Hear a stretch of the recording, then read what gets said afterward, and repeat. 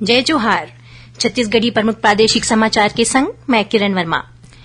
भारतीय अंतरिक्ष अनुसंधान संगठन इसरो आज श्रीहरिकोटा ले चंद्रयान 3 मिशन ला सफलतापूर्वक प्रक्षेपित करिस। इला 642 टन के वजनी प्रक्षेपण यान NVM-3 ले भेजे गिस। राष्ट्रपति द्रौपदी मुर्मू, प्रधानमंत्री नरेंद्र मोदी और छत्तीसगढ़ के मुख्यमंत्री भूपेश बघेल चंद्रयान 3 के सफल प्रक्षेपण पर वैज्ञानिक और इसरो के पूरा टीम ला बधाई दे है। कोंडागांव विधायक मोहन मरकाम आज मंत्री पद के शपथ लीन है। राज्यपाल विश्वभूषण हरिचंदन राजभवन में आयोजित समारोह में श्री मरकाम ला शपथ दिलाईन। छत्तीसगढ़ उच्च न्यायालय प्रदेश में 14,000 शिक्षक और व्याख्याता मन के भर्ती प्रक्रिया में लगे रोक ला हटा दे है। एकरे संग कोर्ट 5 जिन याचिकाकर्ता मन बर 5 पद आरक्षित रखे के निर्देश दिन है।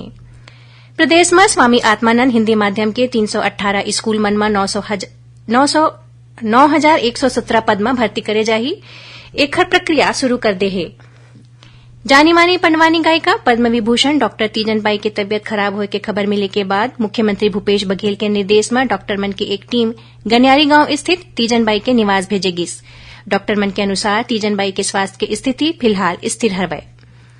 भारत के अध्यक्षता में होवत G20 बैठका के तहत जांजगीर चांपा जिला के अकलतरा में आज ले 2 दिन के Y20 बैठका के आयोजन करे जात है। एमा 18 संस्थान के 600 प्रतिभागी हिस्सा लेवत हैं। रायपुर जिला प्रशासन डहाले प्रतियोगी परीक्षा के तैयारी करैया युवा मन के मार्गदर्शन पर 21 जुलाई के दीनदयाल उपाध्याय ऑडिटोरियम में टॉपर्स टॉक के आयोजन करे जाही। एमा यूपीएससी के सिविल सेवा परीक्षा में पहली 3 स्थान पाने वाला युवा मन स्थानीय प्रतिभागी मन ला टिप्स देही। रायपुर जिला में घर और प्लांट में अनाधिकृत तरीका ले बनाए गए भाग के नियमितीकरण कराए के बेरा ला 1 महीना बढ़ा दे गे है। अनाधिकृत निर्माण ला नियमित कराए बर अब 12 अगस्त तक आवेदन ले जाही और प्रदेश में काली कतकोन जगह में हल्का ले मध्यम वर्षा होए और गरज चमक के संग छींटा पड़े के संभावना है। ए रहिस अब तक के प्रमुख प्रादेशिक समाचार। जय जोहार।